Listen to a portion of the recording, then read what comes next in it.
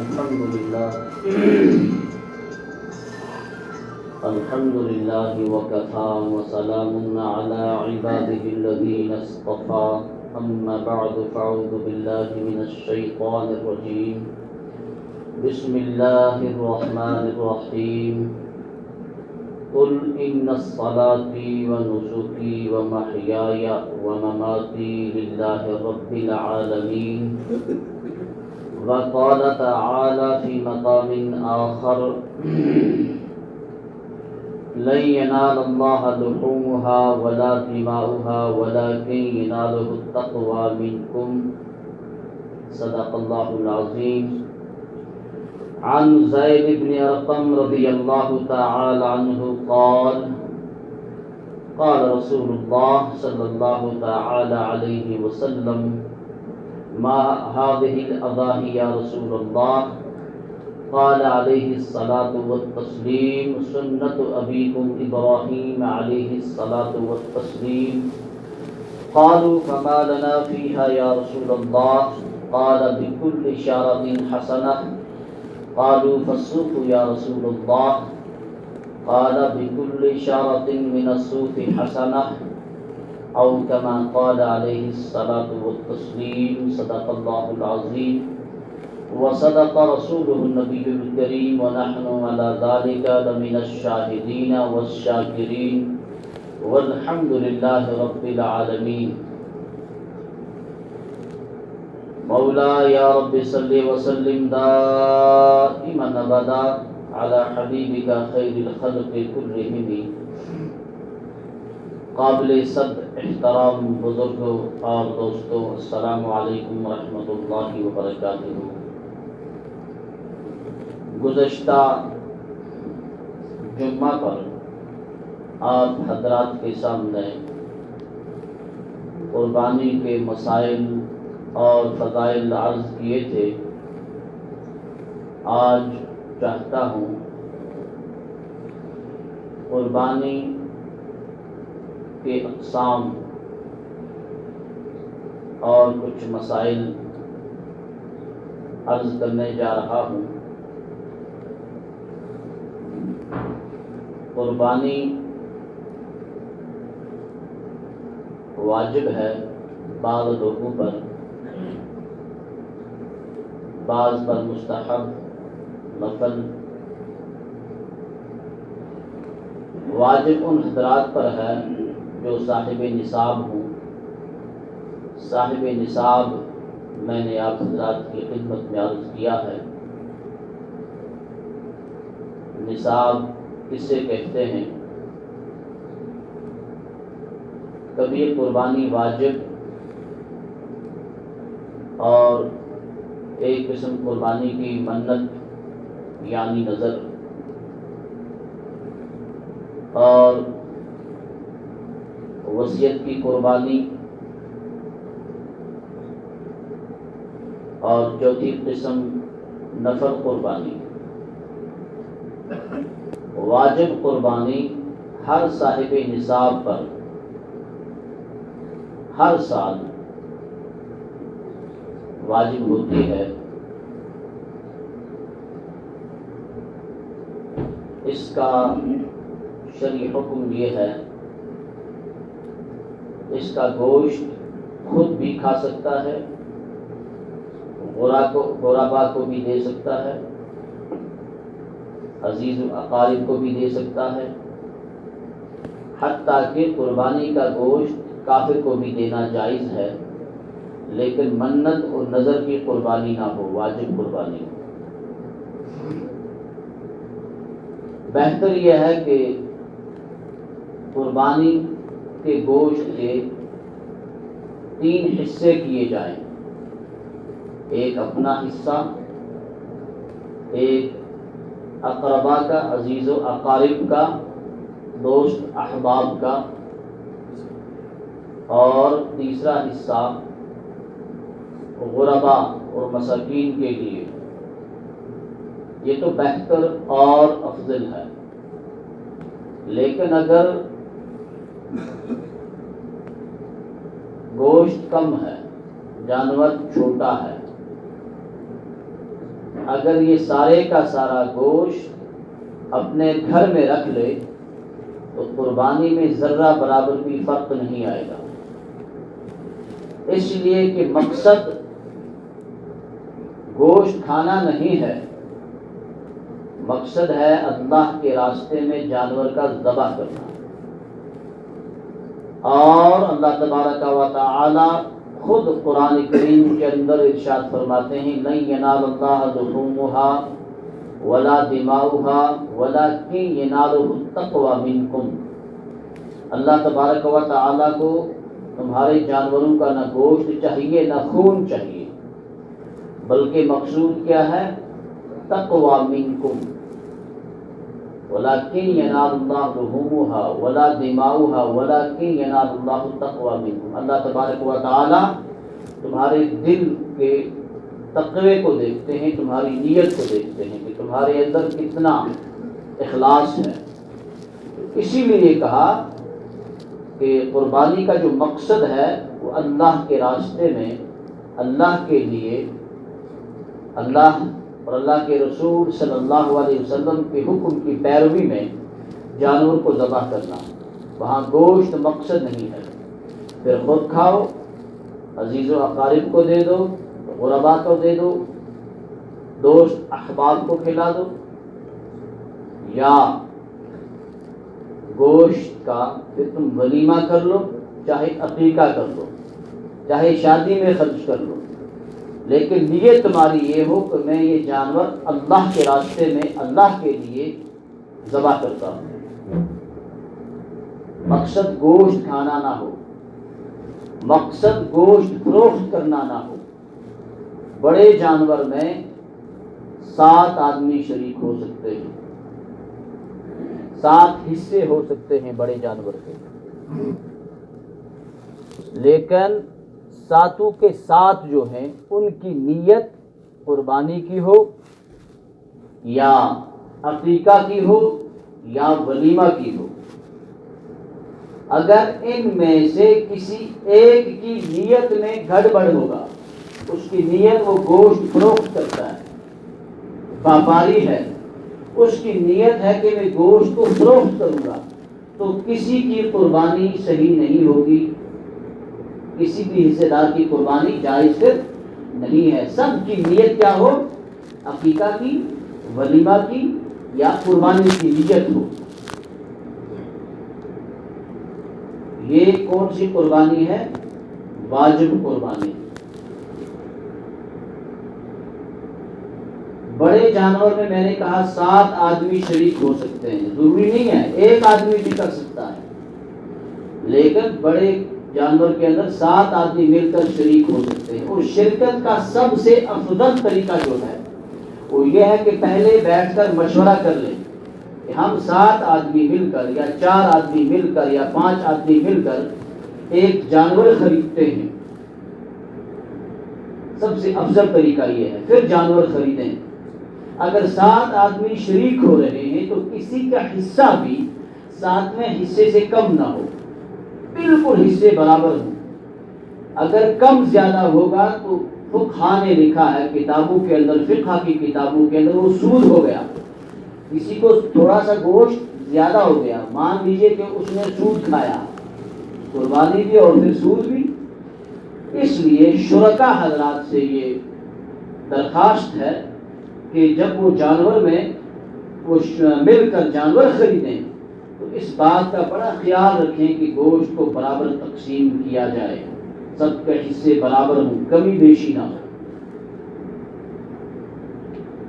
یہ واجب قربانی، خود کھاؤ، احباب کو کھلاؤ، وہ غربا کو دے دو، لیکن بہتر یہی ہے کہ 3 حصے کیے جائیں، اپنا، احباب کا، عزیز و اقارب کا، جس کو ہم بولتے ہیں اقربائی حصہ، اور تیسرا غریب اور مسکینوں کو کھلاؤ۔ دوسری قربانی، دوسرا قسم منت کی قربانی یا نظر کی قربانی۔ منت کی قربانی کا حکم کچھ الگ ہے اس سے، واجب قربانی سے، وہ یہ ہے ایک شخص یہ کہتا ہے کہ میرا بچہ حافظ قرآن بن جائے، میرا بچہ امتحان میں کامیاب ہو جائے، یا کوئی اور شرط رکھتا ہے، پھر اس کا بچہ حافظ قرآن بن گیا یا امتحان میں کامیاب ہو گیا، یا بیمار تھا، اس نے کہا میرا بیمار ٹھیک ہو جائے، اللہ کے راستے میں یہ جانور قربان کروں گا، تو یہ قربانی منت کی قربانی ہے، نظر کی قربانی ہے۔ اس جانور کا، اس قربانی کا گوشت نہ خود کھا سکتا ہے، نہ امیروں کو دے سکتا ہے، خود بھی نہیں کھا سکتا۔ منت کی قربانی، نظر کی قربانی کا گوشت خود نہیں کھا سکتا، اور نہ امیروں کو دے سکتا ہے، مالداروں کو دے سکتا ہے، نہیں، بلکہ صرف غرباء اور مسکینوں کو دے سکتا ہے۔ ایک ان کا حق ہے، منت کی قربانی کا گوشت غریب اور مساکین کا حق ہے۔ اگر منت کی قربانی، کسی نے جانور منت مانا تھا کہ یہ جانور میں اللہ کے راستے میں قربان کر دوں گا، تو اس کا گوشت خود نہیں کھا سکتا، نہ امیروں کو، مالداروں کو دے سکتا ہے، بلکہ غرباء اور مسکینوں کا حق ہے یہ گوشت ان کو دے سکتا ہے کہ وہی کھائیں، خود نہیں رکھ سکتا اس میں سے ایک بوٹی بھی۔ تو یہ حکم ہے منت کی قربانی کا، کسی شرط پر اس نے قربانی رکھ لی۔ اب ایک شخص صاحب نصاب نہیں ہے، غریب ہے، اس نے منت مان لی۔ یہ مسئلہ میرے سامنے اس سے قبل ایک بار آیا تھا، لیکن جس نے منت مانی وہ صاحب نصاب ہے۔ اگر کوئی منت، کوئی بھی، ہر ایک کے لیے یہی مسئلہ ہے، وہ منت مانتا ہے کہ بھئی میرا مریض ٹھیک ہو جائے، بیمار ٹھیک ہو جائے، یا میرا بچہ کامیاب ہو جائے امتحان میں، تو اس نے منت مانی، قربانی کے ایام آگے، ہے شخص صاحب نصاب، اس کو پھر دو قربانیاں کرنی ہیں، ایک یہ منت کی قربانی، ایک صاحب نصاب ہونے کی حیثیت سے قربانی، گویا کہ اس کو دو قربانیاں کرنی ہیں۔ ایک تو اس کو کرنی ہی کرنی ہے، صاحب نصاب ہے وہ شخص، ایک تو اس کو کرنی ہی کرنی ہے۔ اور صاحب نصاب کے بارے میں نے پچھلی بار عرض کیا تھا کہ صاحب نصاب کس کو کہتے ہیں؟ جس شخص کے پاس 52.5 تولہ چاندی یا اتنی مالیت کا مال، نقد، مال تجارت، جنس یا ضروریات اصلیہ سے زائد اتنا مال ہو جس کی قیمت 52.5 تولہ چاندی یعنی 612 گرام چاندی کے وزن کے برابر ہو، وہ شخص صاحب نصاب کہلاتا ہے۔ اور میں کل پوچھ کر آیا کپواڑہ سے کہ 612 گرام چاندی، 52.5 تولہ چاندی کی قیمت 30,600 روپے بنتے ہیں آج کی تاریخ میں، کل کی تاریخ میں یہ قیمت گھٹتی اور بڑھتی ہے۔ اب جس شخص کے پاس اپنی ضرورت سے زائد قرض وغیرہ بھی نہ ہو، اگر قرض ہو تو وہ اس کو منہا کر دے، مائنس کر دے، تو جس شخص کے پاس 30,600 روپیہ، احتیاطاً 31,000 روپیہ رکھ لو آپ، جس شخص کے پاس ہے وہ صاحب نصاب ہے، اس کو قربانی کرنی ہے، اس کو قربانی کرنی ہے۔ تو میں عرض کر رہا تھا کہ شخص کے بارے میں صاحب نصاب ہے، منت مان لی، قربانی کے ایام آ گئی، تو دو قربانیاں کرنی ہیں، ایک وہ قربانی جو اس نے منت مانی ہے اور اس کا کام ہو گیا، اب یہ منت اس پر واجب ہوگی، چاہے وہ غریب ہے چاہے امیر ہے، چاہے غریب ہے چاہے وہ امیر ہے۔ امیر کے لیے یہ حکم ہے کہ وہ دو قربانیاں کرے گا، ایک وہ قربانی جو اس پر واجب ہے صاحب نصاب ہونے کی حیثیت سے، اور دوسری قربانی جو اس نے خود اپنے اوپر لازم کی، جو اس نے منت یا نظر مان لی۔ تو منت کی قربانی کا گوشت میں نے عرض کیا کہ یہ خود نہیں کھانا ہے، نہ امیروں کو دینا ہے، مالداروں کو دینا نہیں، بلکہ غرباء کا حق ہے، یہ منت کی قربانی ہے۔ پھر تیسری قسم قربانی کی وصیت کی قربانی ہے۔ ایک میت، ایک شخص مرنے سے قبل اپنے ورثہ کو وصیت کر کے جاتا ہے کہ میرے مال میں سے قربانی کرنا، اور پھر مال بھی موجود ہو، اس کے سارے مال جو تک اس کا سارا مال ہے اس کے تہائی حصے میں سے اس کی قربانی کرنی پھر ان ورثاء پر واجب ہو جاتی ہے اگر ان کے پاس مال ہے۔ ایک میت جو دنیا سے رخصت ہونے جا رہا ہے، ایک آدمی، اس کو پتہ ہے کچھ ایام ہے یا نہیں ہے، اللہ ہی جانتا ہے، وصیت کرتا ہے کہ میرے مال میں سے یہ جانور قربانی کر لینا، صاحب حیثیت ہے۔ اس کے مرنے کے بعد جب اس نے وصیت کی ہے تو اس کے ورثاء پر اس کی طرف سے قربانی کرنی واجب ہو جاتی ہے، لیکن اس کے تہائی مال میں سے۔ یہ ہوگی کتنی، کون سی قسم؟ تیسری قسم۔ چوتھی قسم نفل قربانی ہے۔ ایک شخص صاحب نصاب نہیں ہے، یعنی کہ 31,000 روپیہ اس کے پاس نہیں ہے، کم ہے، وہ بھی کہتا ہے کہ اللہ کے راستے میں میں جانور قربان کروں گا، وہ نفل قربانی ہوگی۔ کیا ہوگی؟ نفل قربانی ہوگی۔ تو نفل قربانی کا گوشت بھی خود کھا سکتا ہے، غربا کو بھی دے سکتا ہے، عزیز و اقارب کو بھی دے سکتا ہے۔ یہ قربانی کے اقسام تھے، 4 قسمیں میں نے قربانی کی آپ کو بتائی: واجب قربانی، منت کی یا نظر کی قربانی، اور وصیت کی قربانی، اور پھر نفل قربانی۔ اور جو شخص صاحب وسعت ہو، صاحب مال ہو، اگر وہ قربانی نہ کرے اس کے لیے حدیث کے اندر سخت وعید آئی ہے، وہ شخص بڑا گنہگار ہے کہ اللہ کے نبی نے فرمایا وہ ہماری عیدگاہ میں نہ آئے۔ تو یہ قربانی کے کچھ اقسام تھے۔ اب کچھ مسائل میں نے عرض کیے تھے، آج کچھ اور مسئلے میں عرض کرتا ہوں۔ جس جانور کا ناک تہائی یا تہائی سے زیادہ کٹا ہو اس کی قربانی صحیح نہیں ہے۔ اکثر مسائل میں نے گزشتہ جمعہ پر عرض کیے، کچھ باقی ہیں۔ اسی طرح جانور کا دم تہائی یا تہائی سے زیادہ کٹ گیا ہو اس کی قربانی بھی صحیح۔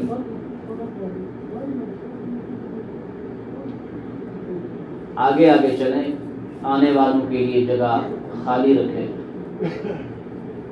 آگے چلیں، آگے چلیں، ہاں آگے چلیں۔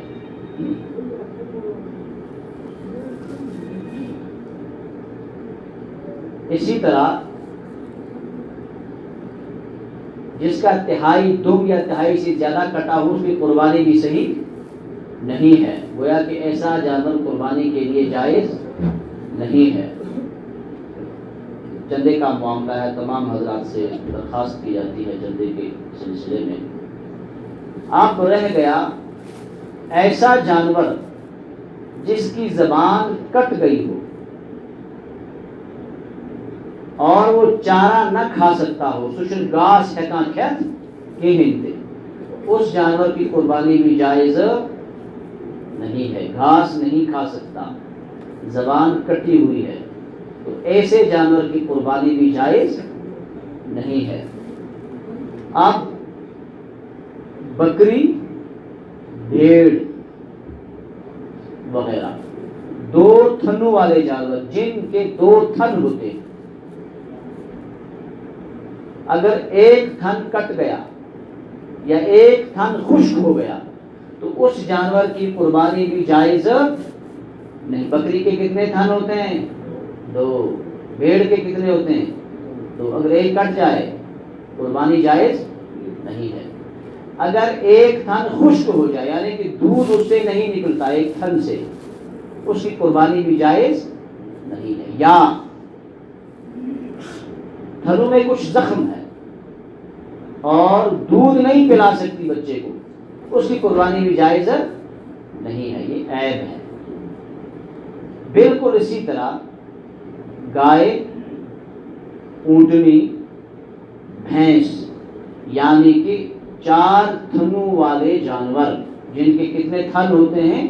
4۔ اگر 2 تھن کٹ گئے، کتنے تھن زخمی ہو گئے؟ جانور بچے کو دودھ نہیں پلا سکتا، اس کی قربانی جائز نہیں ہے۔ اگر 4 تھنوں والے جانور کا 1 تھن کٹ گیا پھر قربانی جائز ہے۔ پھر قربانی، اگر 4 تھن والا یعنی گائے کے 4 تھن ہوتے ہیں، 1 تھن کٹ گیا، خراب ہو گیا یا خشک ہو گیا، اس کی قربانی صحیح ہے، اس کی قربانی۔ لیکن اگر 2 تھن کٹ گئے یا خراب ہو گئے تو پھر اس کی قربانی صحیح نہیں ہے۔ تو عیب دار جانور قربانی کے لیے مانع ہے، اس کی قربانی جائز نہیں ہے۔ ایک اور اہم اور خاص مسئلہ جس کی طرف توجہ دلانا چاہتا ہوں، نجاست خور جانور کی قربانی جائز نہیں ہے۔ نجاست خور سمجھتے ہیں؟ جو پلیدی کھاتا ہے، جو گندگی کھاتا ہے، ایسے جانور کی قربانی جائز نہیں ہے۔ اب اس کو کیا کیا جائے؟ نجاست خور جانور کا علاج یہ ہے، اگر اونٹ ہے تو اس کو 40 دن بند رکھ کے گھاس کھلایا جائے تاکہ گندگی کا اثر زائل ہو جائے۔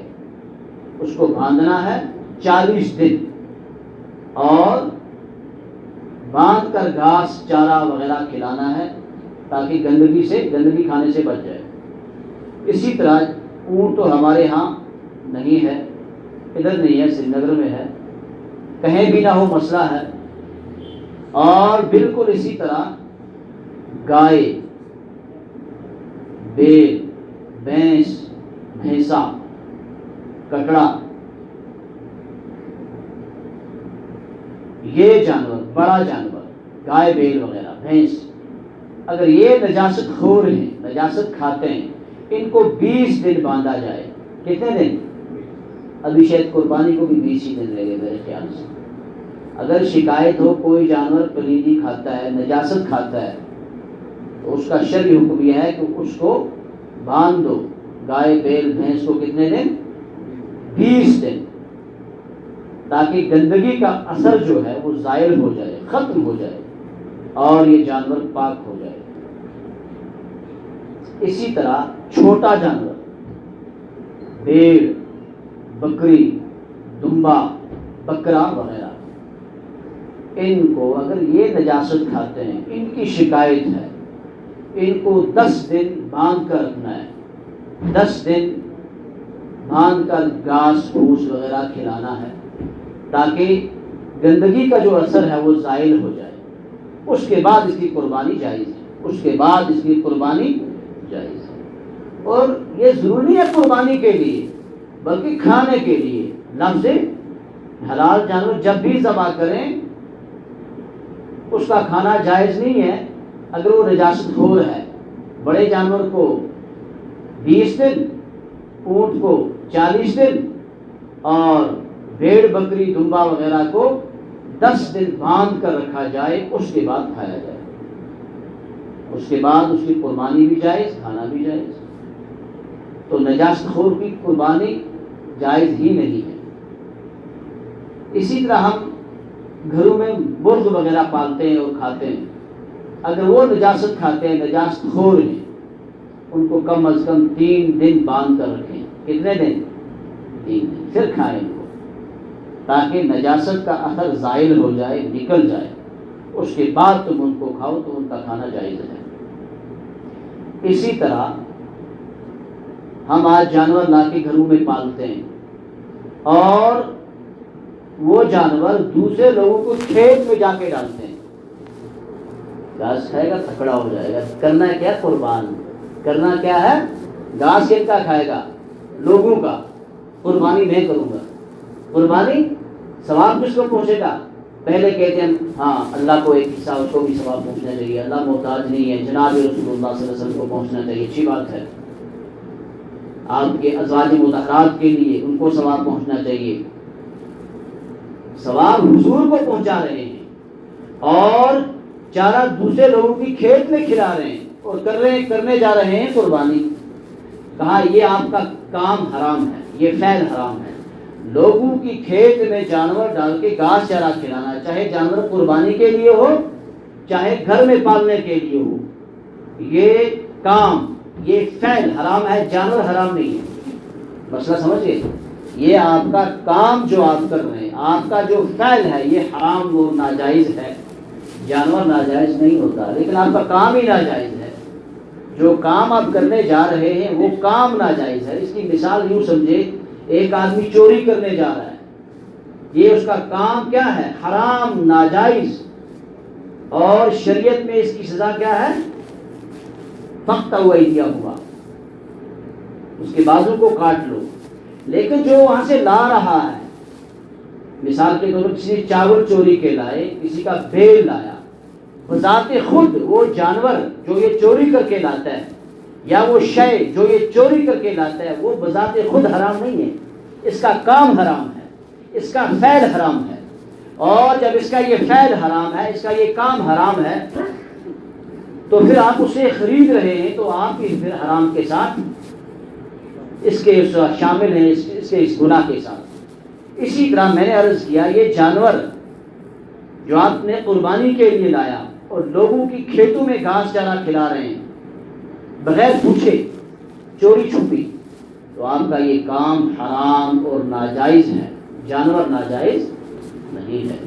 تو اس بات کا احتیاط کرنا چاہیے کہ لوگوں کی زمین میں اپنے جانور کو، چاہے وہ قربانی کا ہو چاہے وہ غیر قربانی کا ہو، نہیں ڈالنا چاہیے، گناہ ہے اور حرام ہے۔ قربانی کا بہت زیادہ ثواب ہے۔ حضرت زید بن ارقم رضی اللہ تعالی عنہ ایک صحابی ہیں، جناب رسول اللہ صلی اللہ علیہ وسلم سے روایت نقل کرتے ہیں، عن زید بن ارقم رضی اللہ تعالی عنہ قال قال رسول اللہ صلی اللہ تعالی علیہ وسلم ما هذه الاضاحی یا رسول اللہ، اللہ کے نبی صلی اللہ علیہ وسلم، یہ قربانی کیا چیز ہے؟ ما هذه الاضاحی، قربانی کیا ہے؟ جناب رسول اللہ صلی اللہ علیہ وسلم نے ارشاد فرمایا، سنت ابیکم ابراہیم علیہ الصلاۃ والتسلیم، یہ ہمارے مورث جد امجد حضرت ابراہیم خلیل اللہ کی سنت ہے۔ اس کا حکم حضور کو بھی اور حضور کی امت کو بھی۔ سنت ابیکم ابراہیم علیہ الصلاۃ والتسلیم۔ صحابہ نے عرض کیا، زید بن ارقم نے، قالوا فما لنا یا رسول اللہ صلی اللہ علیہ وسلم، اللہ کے نبی اس میں ہمارے لیے کیا ہے؟ سنت ابراہیم علیہ الصلوۃ والتسلیم کی ہے تو ہمارے لیے اس میں کیا ہے؟ تو جناب رسول اللہ صلی اللہ علیہ وسلم نے فرمایا، بکل شعرۃ حسنہ، قال علیہ الصلوۃ والتسلیم، اللہ کے نبی نے فرمایا کہ ہر بال کے بدلے میں ایک نیکی ملتی ہے۔ جو جانور ہم اللہ کے راستے میں قربان کرتے ہیں، ہر بال کے بدلے میں ایک نیکی۔ ارے بھائی گن لو بال، جتنا بڑا جانور اتنے زیادہ بال۔ گائے کے اوپر بال ہوتے ہیں، بیل کے اوپر بال ہوتے ہیں، بھینسا کے اوپر بال ہوتے ہیں، تو گنتے جاؤ کتنے بال ہیں، کون گن سکتا ہے؟ بے شمار نیکیاں، جبکہ آخرت میں ایک نیکی کے لیے انسان پریشان ہوگا۔ اگر ایک نیکی کم ہوگی تو اللہ ہی اپنا فضل فرمائے تو اس کا ٹھکانہ پھر آپ خود جانتے ہیں کیا ہے۔ تو اللہ کے نبی نے فرمایا بِكُلِّ شَعْرَةٍ حَسَنَةٍ، تو صحابہ نے پوچھا، قالوا فَصُوحُ یا رسول اللہ، اللہ کے نبی صلی اللہ علیہ وسلم، سوال کرنے والے کا مقصد یہ ہے کہ جن جانوروں کے جسم کے اوپر بال نہیں ہوتے بلکہ اون ہوتی ہے، جس طرح دمبا ہے، بھیڑ ہے، اونٹ ہے، ان کے جسم کے اوپر بال نہیں بلکہ اون ہوتی ہے، اون زیادہ ہوتی ہے یا بال زیادہ ہوتے ہیں؟ بولو اون زیادہ ہوتی ہے۔ تو سوال کرنے والے کا مقصد ہے زید بن ارقم کا، اللہ کے نبی صلی اللہ علیہ وسلم آپ فرمائیے کہ جن جانوروں کے جسم کے اوپر گائے بیل کی طرح بال نہیں بلکہ اون ہوتی ہے، ان کا کیا حکم ہے؟ اللہ کے نبی نے فرمایا، قالوا فالصوف یا رسول اللہ، قال بكل شعرة من الصوف حسنہ، ہر بال کے بدلے میں ایک نیکی۔ تو کتنی بڑی فضیلت ہے قربانی کی۔ بھیڑ کے جسم کے اوپر بال، دمبے کے جسم کے اوپر بال، اونٹ کے جسم کے اوپر بال، تو بے شمار بال اور بے شمار نیکیاں۔ اللہ تبارک و تعالی ہم سب کو جناب رسول اللہ صلی اللہ علیہ وسلم کی اس ارشاد گرامی کی روشنی میں قربانی کرنے کی توفیق عطا فرمائے۔ ربنا اننا آمنا فاغفر لنا ذنوبنا واسرافنا في امرنا وثبت اقدامنا وانصرنا على القوم